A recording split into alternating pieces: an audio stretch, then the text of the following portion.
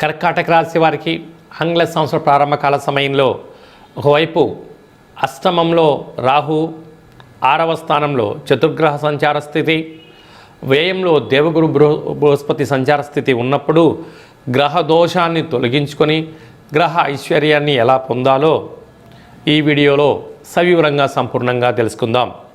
కర్కాటక రాశిలో ఏ నక్షత్రాలు వస్తాయనగా పునర్వసు నక్షత్రంలోని చివరి పదం 4వ పాదము, పుష్యమి నక్షత్రంలోని 4 పాదాలు, ఆశ్లేష నక్షత్రంలోని 4 పాదాలు కలిపితే కర్కాటక రాశి.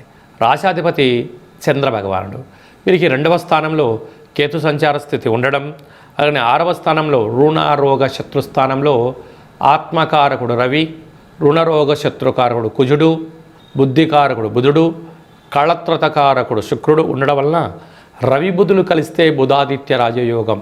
ప్రభుత్వ ఉద్యోగ ప్రయత్నం చేసేవారికి చాలా మంచి కాలం.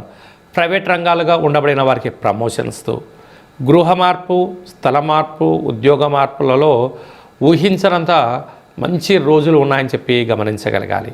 అలాగనే వివాహ ప్రయత్నాలు చేస్తే కాలం కలిసి వచ్చే అవకాశాలు చాలా అధికంగా ఉన్నాయి. అష్టమంలో రాహు ఉండడం వలన వీలైనంత వరకు తొందరపాటు నిర్ణయాలు తగదు. భాగ్యంలో శని సంచార స్థితి ఉన్నప్పుడు ఓపిక, పట్టుదల, సహనం, నియమం, నిష్ఠ, దీక్ష, సంకల్పం చేత మీరు ఏదైతే పనులు అనుకుంటున్నారో అద్భుతమైన విజయాలు మీ సొంతమవుతాయి. వ్యయంలో దేవగురు బృహస్పతి సంచార స్థితి ఉన్నప్పుడు తల్లిదండ్రుల మాట, ఆధ్యాత్మిక చింతన, దేవతారాధన చాలా అవసరం.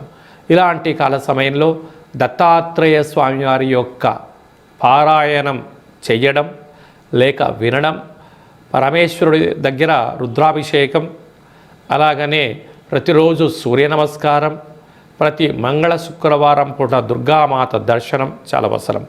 కనుక ఆంగ్ల సంవత్సర ప్రారంభకాలం మరియు పూర్ణిమ తిథి అందున తెల్లజిల్లేడు వృక్షం దగ్గర పూజ, ఆ తెల్లజిల్లేడు పుష్పాలు తీసుకుని వచ్చి మహాదేవుడికి పుష్ప అలంకరణ చేసినట్లయితే సకల దోషాలు తొలగిపోతాయి. నీటి ఉత్పత్తులు, ఆహార ఉత్పత్తులు, మినరల్ వాటర్ బిజినెస్ చేసేవారు, హోటల్ వ్యాపారస్తులు, చేనేత కార్మికులు, వస్త్ర వ్యాపారస్తులు, జ్యువెలరీ, చర్మ సౌందర్య వ్యాపారస్తులు, అలాగే సినిమా రంగాలుగా ఉండబడిన వారు, వీరందరికీ చాలా ఓపిక అవసరమని చెప్పి జ్యోతిర్విజ్ఞానం తెలియచేస్తుంది.